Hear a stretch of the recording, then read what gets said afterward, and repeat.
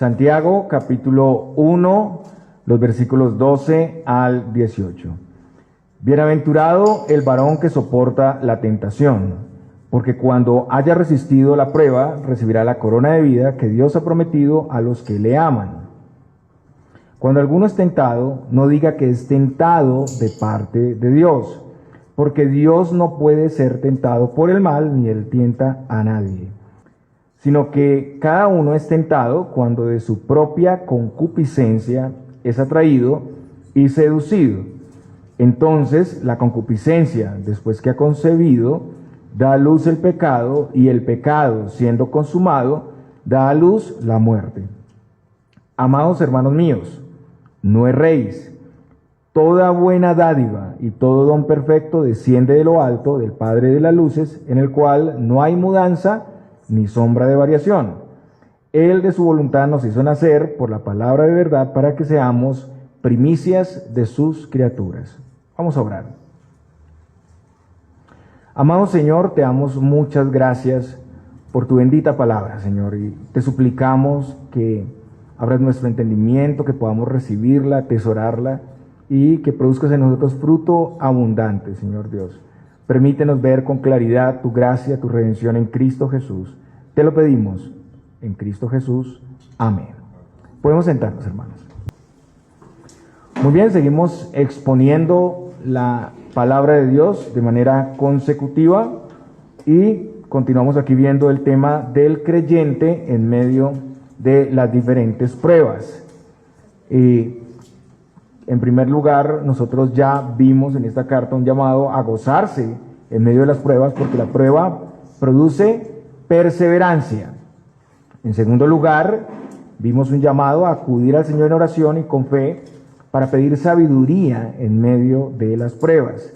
Y vimos la unidad en el Evangelio tanto para el rico como para el pobre en medio de las diferentes pruebas. Eso es lo que vimos en la última enseñanza. Y ahora vamos a ver que Santiago retoma el tema que inició en los versículos 2 al 4, y este pasaje es como una ampliación del tema del creyente en medio de la prueba. No olvidemos que el libro de Santiago, más allá de ser una carta, es muy similar en su estructura a un sermón, y contiene muchas exhortaciones, exhortaciones que están interconectadas, y especialmente vemos que Santiago cita un tema y después lo amplía, algo muy similar a lo que vemos, lo que encontramos en el libro de Proverbios. Entonces Santiago parece que hubiera concluido un tema, pero vemos que aquí lo retoma y lo amplía. Y aquí de nuevo volvemos al inicio, donde Santiago está hablando de la naturaleza y el propósito de la prueba o la tentación. Y en nuestro pasaje vamos a ver algunos aspectos adicionales ya a lo que hemos visto sobre la tentación. Recordemos que esos oyentes de Santiago se encontraban en medio de una terrible persecución, y esa persecución era a causa de su fe cristiana. Por otros pasajes, por ejemplo Santiago 2 del 6 al 7, sabemos específicamente que estas personas eran despojados de sus bienes, explotados por los ricos, eran llevados a los tribunales y eran ofendidos con blasfemias contra el nombre de Cristo. Recordemos que estas personas eran judíos convertidos al cristianismo, y al convertirse pues fueron aislados, rechazados, odiados por los que antes eran sus amigos y su familia. En medio de esa situación, ellos necesitaban ser instruidos, necesitaban ser animados para permanecer firmes, constantes, avanzar en medio de la prueba, porque podían ser tentados al desánimo, a la quietud y a la apostasía. Pero en lugar de lamentarse, en lugar de entristecerse y quejarse, ellos debían gozarse en el Señor. Debían ver las pruebas en el propósito bueno del Señor, fortaleciendo y purificando la fe para permanecer y perseverar mejor. Y en estos pasajes la idea de la tentación se abre un poco más bien hacia la explicación de cómo el creyente es tentado, y principalmente cómo es el proceso de ser tentados, caer en el pecado, y cuál es el lugar que tiene Dios en todo esto. El versículo 12 dice, bienaventurado el varón que soporta la tentación, porque cuando haya resistido la prueba, recibirá la corona de vida que Dios ha prometido a los que le aman. Y este versículo 12 es, como decía, una introducción de lo que Santiago va a decir en los siguientes versículos. Tenemos la misma dinámica, ¿no? En primer lugar encontramos una bienaventuranza. Y esta bienaventuranza es para el hombre que soporta la tentación. La palabra griega es makarios, que es bienaventurado. Y las bienaventuranzas, como ustedes saben, son una forma literaria común en las Escrituras, tanto en el Antiguo como en el Nuevo Testamento.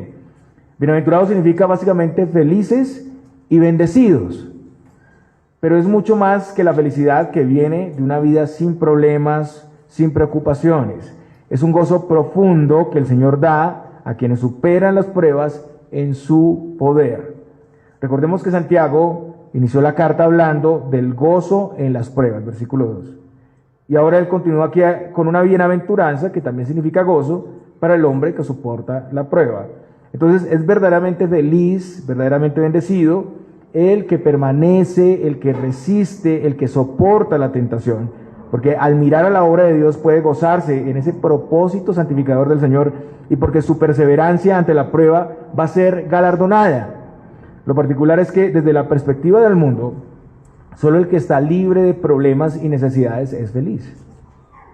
Y bueno, realmente todos estamos buscando la felicidad. El problema es que la buscamos por avenidas diferentes a las que el Señor ha trazado. Pero aquí el que pasa o supera la prueba en victoria es verdaderamente feliz y además recibe el galardón. Y el galardón es la corona de vida que Dios prometió a los que le aman. Y todo esto es una metáfora. La corona no es la corona de la realeza, sino la corona del atleta, del que corre para tenerla. En los Juegos Olímpicos era una corona de laurel o de olivo. El creyente es como un atleta que está dirigiéndose hacia la meta. El atleta debe prepararse, aplicar disciplinas estrictas durante la carrera. Él está regulando su ritmo, su fuerza, controlando la respiración, avanzando a un ritmo constante para llegar a la meta y recibir la corona. No se puede dormir en medio de la carrera, eso nunca lo veremos. En los Juegos Olímpicos nunca veremos personas durmiendo en medio de una carrera sin perder la carrera. La bendición de la felicidad y la corona de vida es para los que perseveran, no es para los perezosos. Tampoco podemos apurar la perseverancia, no podemos pretender tener ya lo que solo se consigue por medio de procesos continuos y regulares. Y hay etapas en esta carrera que deben ser superadas con paciencia, ¿cierto? Deben ser superadas con éxito. Es necesario terminar la carrera para recibir la corona. Pablo dice a los Corintios lo siguiente, en 1 Corintios 9, del 24 al 25. ¿No sabéis que los que corren el estadio, todos a la verdad corren, pero uno solo se lleva el premio? Corred de tal manera que lo obtengáis. Todo aquel que lucha de todo se abstiene. Ellos a la verdad para recibir una corona corruptible, pero nosotros una incorruptible. Hermanos, todos los creyentes estamos corriendo esa carrera espiritual y somos responsables. Somos responsables. La corona de vida es símbolo de plenitud de vida. Es una metáfora de la vida eterna. O sea, la participación en el reino de Cristo. En Apocalipsis 2:10, vaya conmigo a ese texto.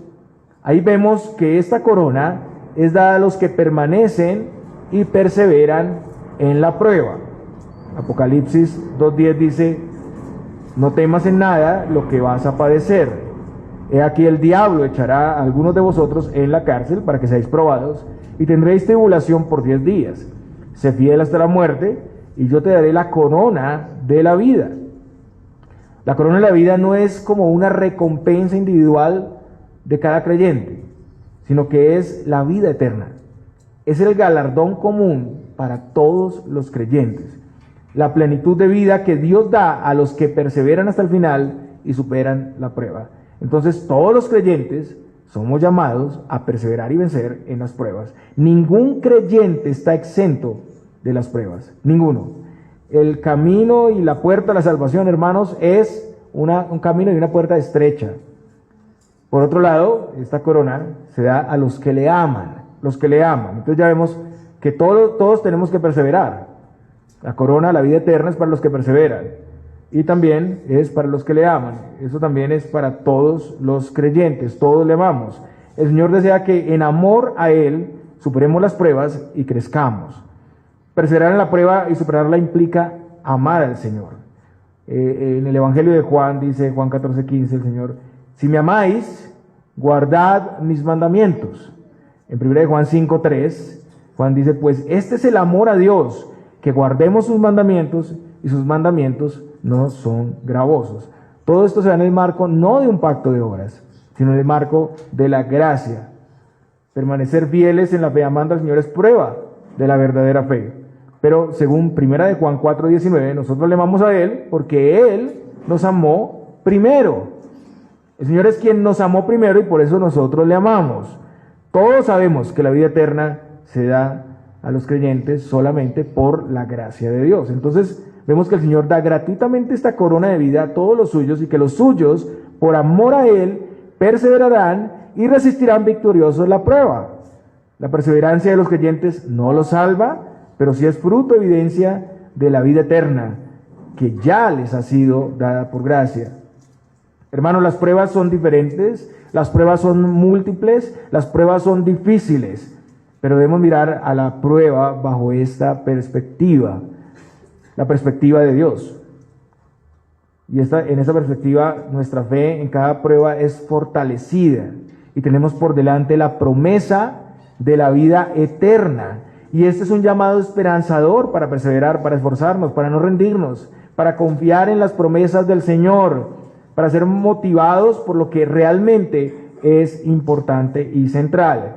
Y es un llamado también para examinar si hemos estado caminando en ignorancia de las promesas de Dios y hemos visto las pruebas desde la perspectiva del mundo, que es tan diferente, ¿no? Si estamos viendo las cosas desde esa perspectiva, si a causa de esa ignorancia no estamos sacando mayor provecho a las pruebas, o estamos desanimados, desalentados, paralizados en medio de la carrera. Tenemos que examinarnos, hermanos. Ahora Santiago nos muestra que en medio de la prueba ocurren muchas cosas, y Santiago quiere prevenir a sus oyentes y a nosotros.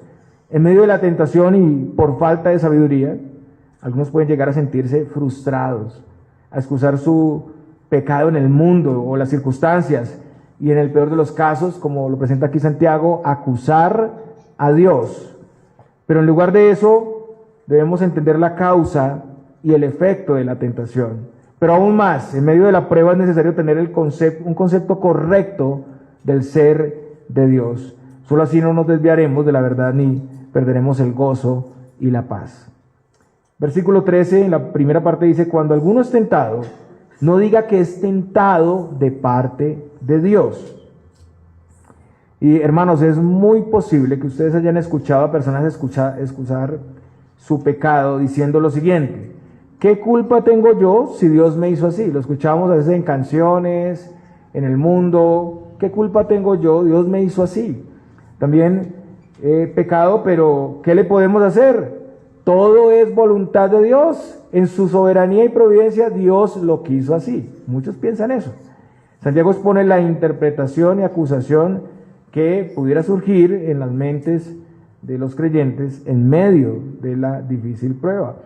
Santiago muestra que algunos pueden culpar a Dios de ser el autor de la tentación y sus consecuencias. Pero la tesis que defiende Santiago es que Dios no tienta a nadie en ese sentido destructivo. Ahora, en Proverbios leemos que este pensamiento es insensatez.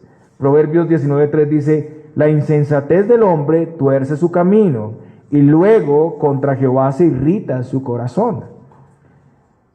La tentación viene, más bien, de un proceso entre la concupiscencia y el ofrecimiento externo del pecado. La tentación tiene lugar por la concupiscencia del hombre. Dios no obliga, Dios no lleva a alguien a pecar, no es el autor del pecado, porque el autor del pecado es el hombre. Es lo que está diciendo aquí Santiago. Pero debe ser claro que Dios gobierna en la prueba. Dios en su soberanía gobierna sobre todas las cosas, incluso lo malo, sobre lo malo gobierna Él, pero sin ser el autor del pecado.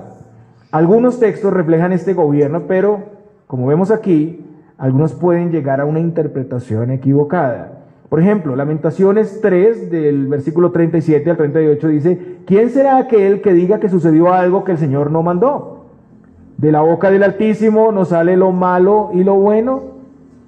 Eso significa, pero en eso no significa que Dios sea el creador o el autor del pecado, sino que Él lo gobierna. Él gobierna sobre el pecado, que nada sucede o está fuera de su gobierno. Dios también obra el endurecimiento en algunos pecadores, pero en eso Él no está causando nueva maldad en sus corazones. Esa maldad ya estaba en el hombre, sino que lo que hace el Señor es quitar su mano en su gracia común. Él pone su mano, su freno sobre los pecadores, y eso nos permite vivir en un mundo estable. Y cuando Él quita su mano, Él lo que hace es entregarlos a su propia condición, como lo hizo con Faraón. Los hombres más bien pecan por voluntad propia, y esta es la base para la responsabilidad humana y el juicio. ¿Cómo podría el Señor juzgarnos si Él está causando el pecado? Eso es incoherente. Nosotros somos responsables de nuestro pecado. Las personas son responsables. Agustín, este gran teólogo, decía lo siguiente: pecaba yo, oh Dios, que eres el creador y ordenador de todas las cosas naturales, con la excepción del pecado, del cual no eres creador, sino nada más ordenador. Lamentablemente, la tendencia humana, desde el jardín del Edén, es a buscar fuera de sí un culpable del pecado y la tentación, y más precisamente culpar a Dios, pensar que porque Dios es soberano y tiene el control de todo, es también el autor del pecado, pero no es así. Recordemos que en el Edén, Adán, ¿a quién culpó cuando Dios le pidió cuentas? A Eva, y en esto también culpó a Dios que le había dado a su esposa Eva. ¿Y qué hizo Eva también? Culpó la serpiente, ¿cierto?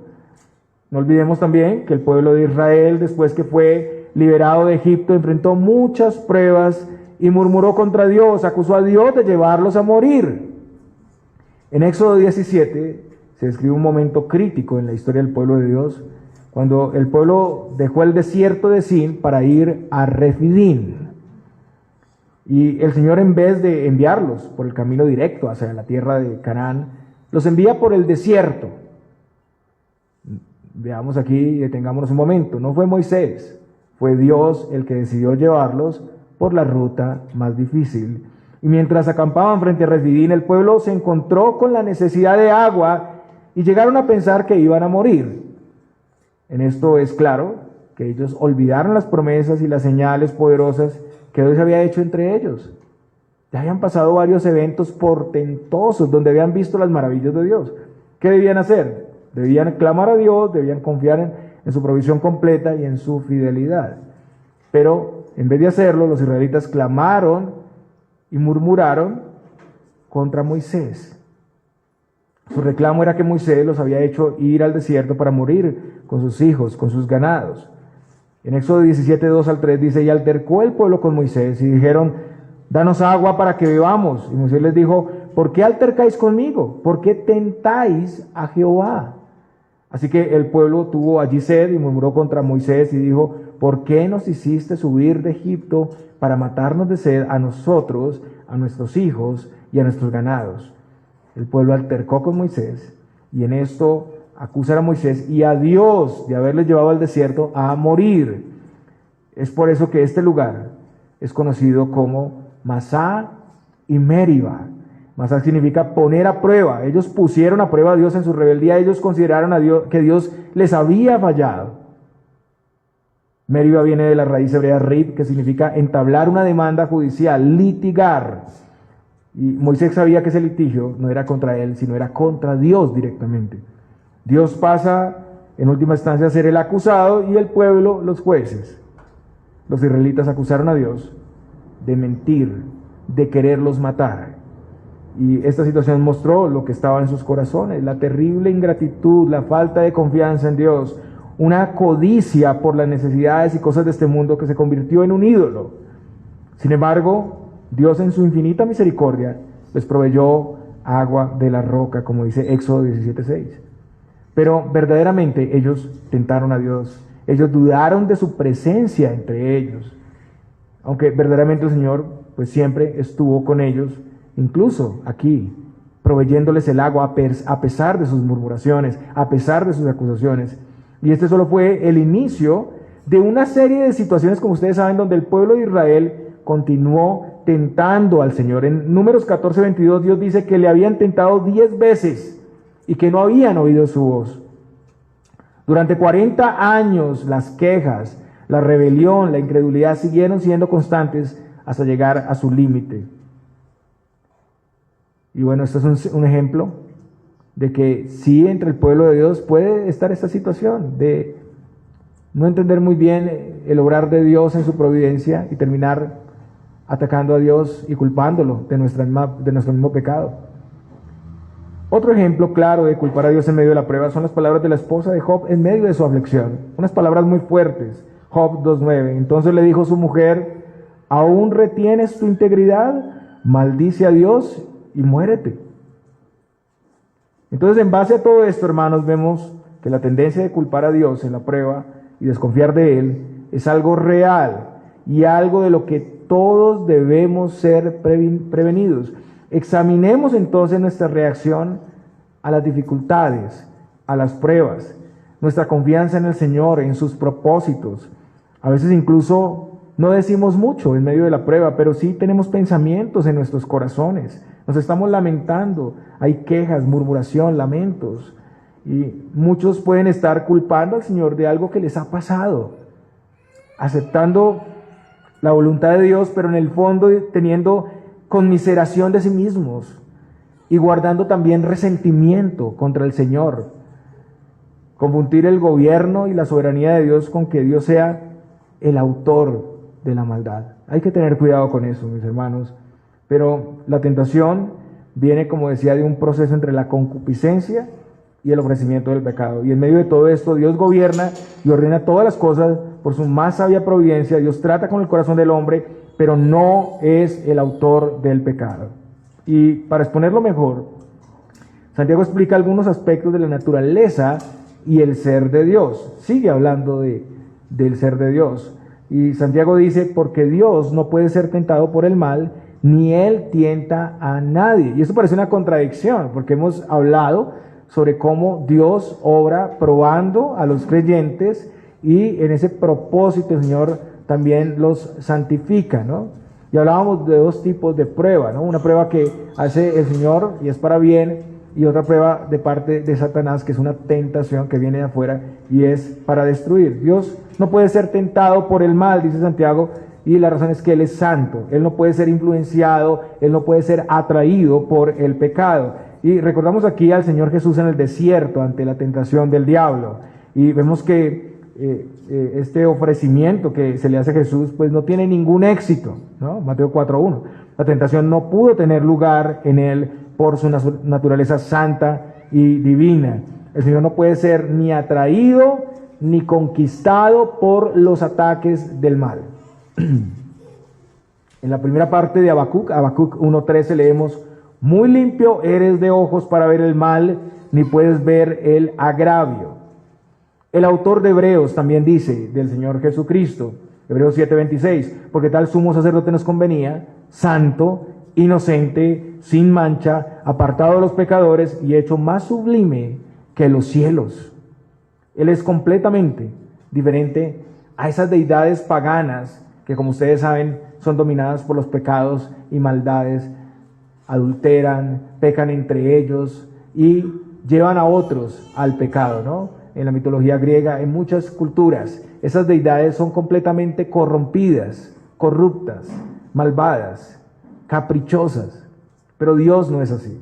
Él no tienta a nadie porque Él no es el autor del pecado. Él no lleva o empuja al hombre al pecado. Su interés no es el pecado, sino la santidad. Contrario a eso, el que sí tienta al hombre con un propósito destructivo, como ya lo dije, es Satanás. Satanás sedujo a Eva ofreciéndole ser como dioses. Y Satanás tiene un aliado dentro de nosotros para atacarnos. Ese aliado es la concupiscencia. Pero debe quedar claro que Satanás no es tampoco el autor de nuestro pecado, sino más bien el tentador. Esa es otra confusión que algunos llegan a tener, ¿no? Y entonces hablan del pecado como si fuera un demonio dentro de ellos, que tienen que sacar y expulsar. No, de ninguna manera. Nosotros somos los responsables de nuestro pecado y tenemos que arrepentirnos. Cada uno es tentado, como lo dice Santiago, de su propia concupiscencia que le atrae y que le seduce. Entonces, aunque Dios gobierna sobre la tentación, el hombre no puede atribuir la tentación a Dios, porque la naturaleza y el propósito de Dios es contrario al pecado y a la destrucción. En segundo lugar, en la tentación el hombre es atraído de su concupiscencia. Santiago sigue diciendo, entonces la concupiscencia, después que ha concebido, da a luz el pecado, y el pecado siendo consumado, da a luz la muerte. Y hermanos, si miramos bien, esto está conectado a la enseñanza de Jesús acerca del corazón. Mateo 15:19. En Mateo 15:19 el Señor dijo, porque del corazón salen los malos pensamientos, los homicidios, los adulterios, las fornicaciones, los hurtos, los falsos testimonios, las blasfemias. El corazón en las Escrituras hace referencia al hombre interior. Es ahí en el corazón de donde salen las malas cosas. Es ahí donde el deseo es aceptado y la voluntad queda atrapada. No hay nadie que escape de la tentación, de ser tentado. Toda la raza humana es vulnerable a la tentación. Y la figura aquí es tomada de la cacería de un animal que cae en la trampa.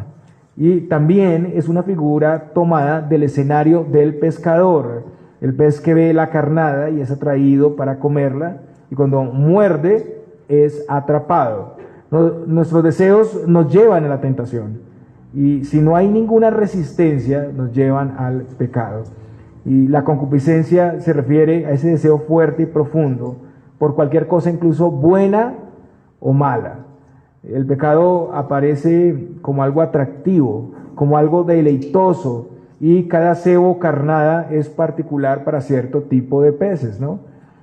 Hay una carnada que se nos presenta y hay un deseo propio que la codicia y la toma. También este proceso es ilustrado con la concepción, y eso es muy interesante lo que enseña aquí Santiago. La concepción, el embarazo y el nacimiento de un bebé. La concupiscencia es como una mujer que concibe y da a luz a su hijo el pecado. La ilustración inicia con la concepción, continúa con la formación, con un bebé en formación, y sigue en el nacimiento, madurez y muerte. Inicialmente es un deseo, un anhelo por adquirir algo que no tenemos, que codiciamos. Los deseos luchan dentro de nosotros y pueden dominar o pueden ser dominados. Cuando el deseo prevalece, domina sobre el corazón y hemos hecho un ídolo de ese deseo. Y ahí el corazón del hombre es conquistado, se une al pecado y ocurre un embarazo, por decirlo así lo presenta Santiago, un embarazo. El pecado aparece y se forma como un bebé en el vientre, ¿no?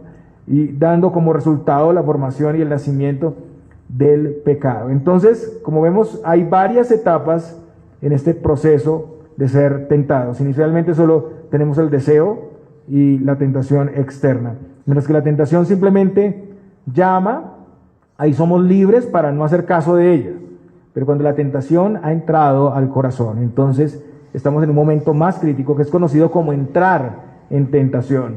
Entrar en tentación es experimentar de una manera muy fuerte y continua el poder cautivador de la tentación, y es haber caído ya en la trampa, es haber mordido la carnada. En algunos escritos de los puritanos reflejan este estado de entrar en tentación como cuando un vendedor viene a la puerta, ¿no? Y golpea, y entonces tú puedes abrir si quieres o dejar la puerta cerrada, pero cuando el vendedor ha puesto un pie dentro, ya es otra cosa. Has entrado en tentación y ahí es mucho más difícil escapar de ese estado.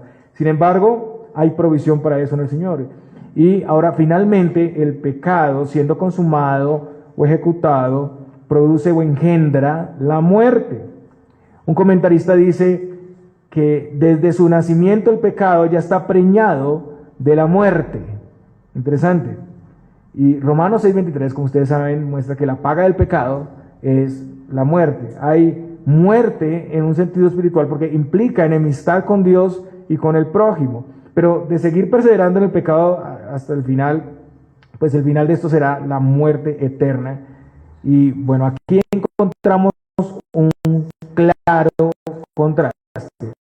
La carta de vida, ya hablamos de eso, que implica vida espiritual, fructífera y con vida eterna, que es prometida para los que perseveran en la prueba y pasan victoriosos, pero la perseverancia en el pecado conduce a lo contrario, una vida infructífera y finalmente la condenación.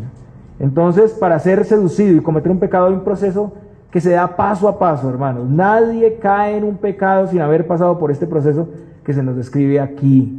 Y debemos ser conscientes para poder, en la primera instancia, tomar medidas y actuar. Con todo esto somos llamados a prestar atención para lograr escapar del pecado, incluso en cualquier momento de estas etapas. Entonces, debemos tomar seriamente la tentación, no podemos subestimar nuestro pecado. En 1 Corintios 10:12, el apóstol Pablo dice: así que el que piensa estar firme, mire que no caiga. Además debemos conocer bien nuestro enemigo. Y nuestro enemigo no solamente está afuera, es nuestra concupiscencia, que tiene aliados, ahí sí, Satanás y el mundo. Y tenemos que anticiparnos a sus ataques. Y para estar preparados siempre somos llamados a velar y orar, a conocer nuestras debilidades, a identificar y evitar las situaciones, personas, cosas que más nos puedan tentar y someternos a Dios. Recuerden que la tentación es diferente para cada uno. Como dice Pablo a los tesalonicenses, 1 Tesalonicenses 5:22, absteneos de toda especie de mal. Y como también leemos en Proverbios, capítulo 4, versículos 14 al 15, no entres por la vereda de los impíos, ni vayas por el camino de los malos, déjala, no pases por ella, apártate de ella, pasa. Pedro, el apóstol Pedro enfatiza que solo podemos ser librados de las tentaciones con la ayuda y el poder de Dios. 2 Pedro 2:9 dice: sabe el Señor librar de tentación a los piadosos y reservar a los injustos para ser castigados en el día del juicio. Entonces, todo poder y resistencia contra el pecado viene del Señor, hermanos. Pero, hermanos, somos responsables. Hay que guardar buenos tesoros en nuestros corazones, orar, buscar las raíces del pecado, combatirlas en la gracia del Señor. No olvidemos que primeramente esta batalla se libra en nuestras mentes. Es necesario constantemente estar renovando nuestro entendimiento, oponernos a las dinámicas de este mundo. Y la pregunta aquí para todos nosotros es si estamos verdaderamente preparándonos, luchando, resistiendo, anticipando la tentación, o solamente nos enfrentamos como venga. Si nos hemos confiado, si nos hemos arriesgado a acercarnos demasiado al pecado sin darnos cuenta que podemos caer. Por nuestro pecado siempre decimos que podemos acercarnos mucho a alguna tentación sin que nos pase nada. Pero eso es insolencia. Tenemos unos enemigos muy fuertes contra nosotros, empezando por nuestra concupiscencia y siguiendo por Satanás y el mundo. Proverbios 6, 27 al 28 dice: ¿tomará el hombre fuego en su seno sin que sus vestidos ardan? ¿Andará el hombre sobre brasas sin que sus pies se quemen? Es necesario ser prevenidos, anticipar, preparar para no ceder a la tentación, mortificar constantemente el pecado en nosotros. Hay decisiones que constantemente tenemos que tomar para no caer en la trampa, para no ser atrapados. Hay que conocernos a nosotros mismos, reconocer nuestra debilidad y condición, porque a veces ni siquiera conocemos nuestras propias debilidades y asumimos todo tipo de situación sin mirar esas cosas que nos afectan y nos encerramos con el pecado. No puedes encerrar al animal carnívoro con la presa de carne ahí sin que pase nada, ¿no? Pones al gato ahí con el pollo asado dentro de la casa y vas a ver el resultado. ¿Qué ocurre, no? Por más que se resista, va a caer. Entonces hay que tomar medidas, hermanos. Ahora Santiago advierte a sus oyentes y a nosotros en versículos 16 al 18. Amados hermanos míos, no erréis. Toda buena dádiva y todo don perfecto desciende de lo alto, del Padre de las luces, en el cual no hay mudanza ni sombra de variación. Él de su voluntad nos hizo nacer por la palabra de verdad, para que seamos primicias de sus criaturas. Entonces, de nuevo Santiago insiste y nos previene para no tener un concepto equivocado de Dios en las pruebas. Esto es para no culpar a otros, a las circunstancias, al mismo Dios de la propia tentación y pecado, como hemos visto, sino para admitir que el origen de la tentación está en nuestra propia concupiscencia, nuestros corazones, que deben ser preparados, que deben ser tratados, y para dar este entendimiento y evitar el error en estos pasajes Santiago da a conocer algunos aspectos más del ser de Dios. En primer lugar, como ya lo vimos, Dios no tiene ninguna influencia maligna en todo el proceso del pecado. Eso es lo primero que ha dicho. Más bien es lo contrario, y lo que ahora vamos a ver. Todo lo bueno que tenemos y recibimos en medio de la prueba tiene su origen en Dios. Santiago enseña que Dios es el dador de todo lo bueno, no de lo malo. Lo malo sale de nosotros, pero lo bueno viene de Dios. Salmos 145, 17 dice: justo es Jehová en todos sus caminos y misericordioso en todas sus obras. La tentación, aunque no es provocada o impulsada por Dios, ya vimos, es gobernada por Dios, y en lugar de llevarnos a la destrucción, nos lleva a la santificación. Dios, en lugar de ser el que produce o incita la maldad, es quien da todos los buenos regalos de su gracia para que el creyente pueda superarla y pueda crecer en él. Y como hemos venido viendo, un ejemplo de esto es Israel en el desierto. Recordemos, el pueblo fue incrédulo, fue infiel, pero nunca se quedó sin testimonio. El Señor durante 40 años respondió a su impiedad con grandes señales y juicios. La columna de nube en el día, la columna de fuego en la noche, el maná, el agua de la roca, la preservación de su ropa, de su calzado, incluso sus pies, que no se hincharon, ¿no? Entre muchas cosas. Y en Deuteronomio 8, del 2 al 5, Moisés da instrucciones al pueblo para entrar y vivir en la tierra de Canaán, y en esas instrucciones les pide acordarse de ese peregrinaje donde Dios trató con ellos y donde vemos que Dios actuó dándoles bien, haciéndoles bien todo el tiempo. Mire lo que dice el pasaje, Deuteronomio 8, del 2 al 5. Y te acordarás de todo el camino por donde te ha traído Jehová tu Dios estos 40 años en el desierto para afligirte, para probarte, para saber lo que había en tu corazón, si habías de guardar o no sus mandamientos. Y te afligió y te hizo tener hambre, y te sustentó con maná, comida que no conocías tú ni tus padres la habían conocido, para hacerte saber, y subrayen eso, para hacerte saber que no solo de pan vivirá el hombre, mas de todo lo que sale de la boca de Jehová vivirá el hombre. Tu vestido nunca se envejeció sobre ti, ni el pie se te ha hinchado en estos 40 años. Reconoce asimismo en tu corazón que como castiga el hombre a su hijo, así Jehová tu Dios te castiga. Guardarás pues los mandamientos de Jehová tu Dios, andando en sus caminos y temiéndole. La prueba o examen aquí para el pueblo de Dios tenía un propósito bueno. Por un lado revelaba lo que había en su corazón, y por otro mostraba la voluntad y provisión de Dios y el cuidado paternal del Señor disciplinándoles. Pero vemos con claridad que Dios aquí es el autor de todo lo bueno para su pueblo, no de lo malo.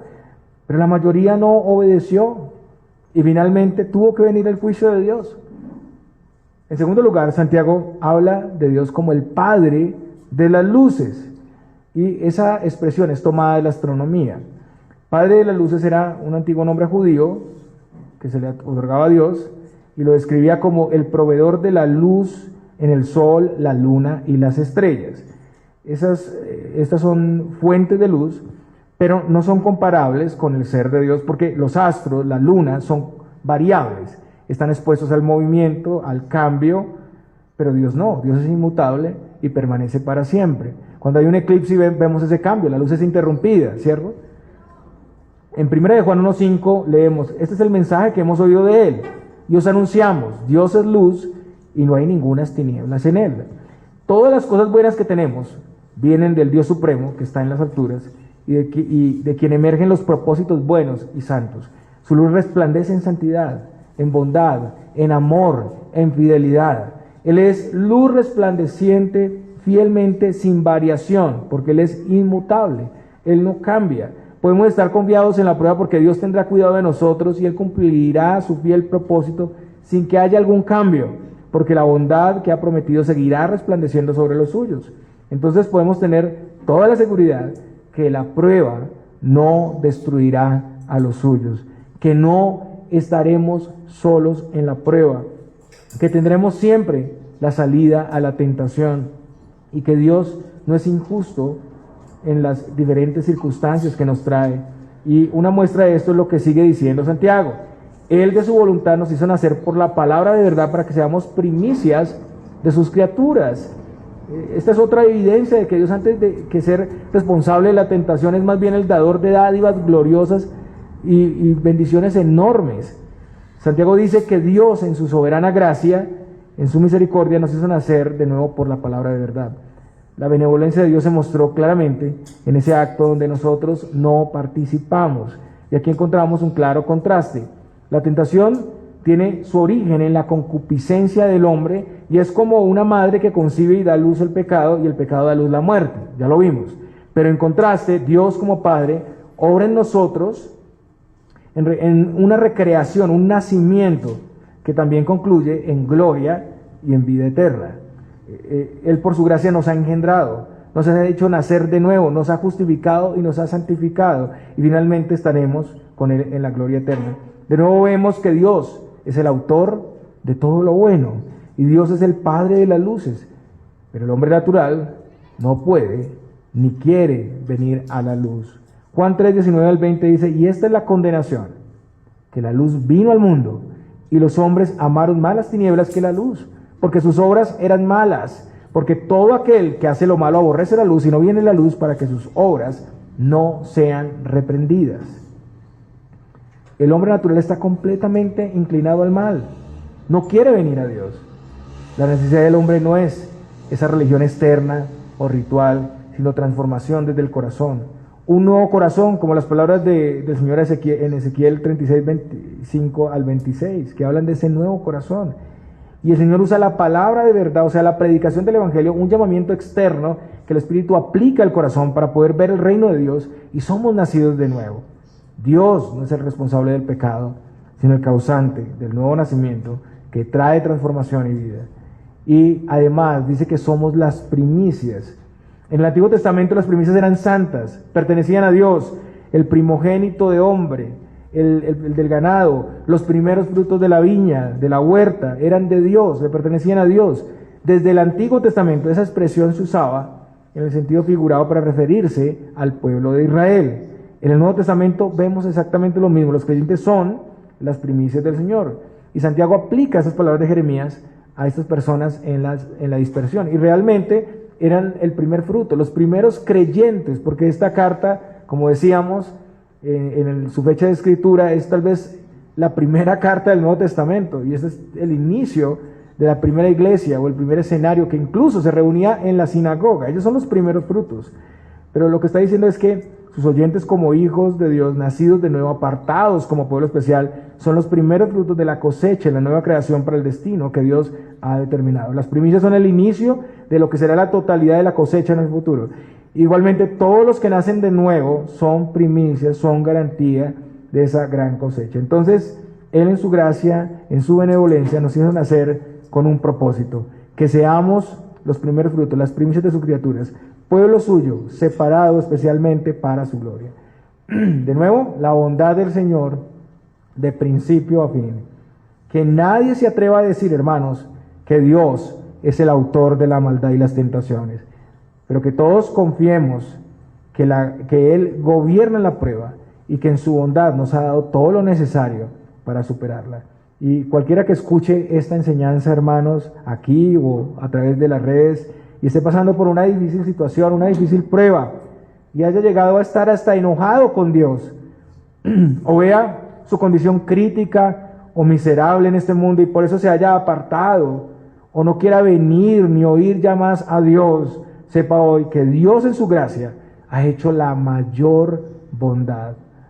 Nadie ha hecho algo tan bueno como Él. Él mismo ha venido para llevar nuestra condición. Él ha dado a su Hijo para morir en nuestro lugar. Como decíamos esta mañana, nadie ha sufrido tanto como el Hijo de Dios y nadie ha hecho algo tan bueno como el Hijo de Dios. Y Él no salvó a personas inocentes, Él no salvó a personas santas, Él no salvó a amigos, sino a enemigos. Él llevó todo el juicio del Padre para que nosotros pudiéramos ser libres y tener victoria en la tentación. Como dice Pablo en los Romanos, ciertamente apenas morirá alguno por un justo, con todo pudiera ser que algunos hará morir por el bueno, mas Dios muestra su amor para con nosotros, en que siendo aún pecadores, Cristo murió por nosotros, pues mucho más, estando ya justificados en su sangre, por Él seremos salvos de la ira. Porque si siendo enemigos fuimos reconciliados con Dios por la muerte de su Hijo, mucho más, estando reconciliados, seremos salvos por su vida. Para quienes crean y reciban este llamado del Evangelio, tienen la corona de vida, tienen vida eterna, las infinitas riquezas de su gracia, la dicha y el gozo más grande que podemos tener. Verdaderamente somos responsables de nuestro pecado y Dios ha sido siempre santo, misericordioso, veraz, bondadoso con todos nosotros y sigue tratando constantemente y benéficamente con nuestros corazones, conduciéndonos a esa vida eterna que nos está reservada en Cristo Jesús. El Señor les bendiga, mis hermanos.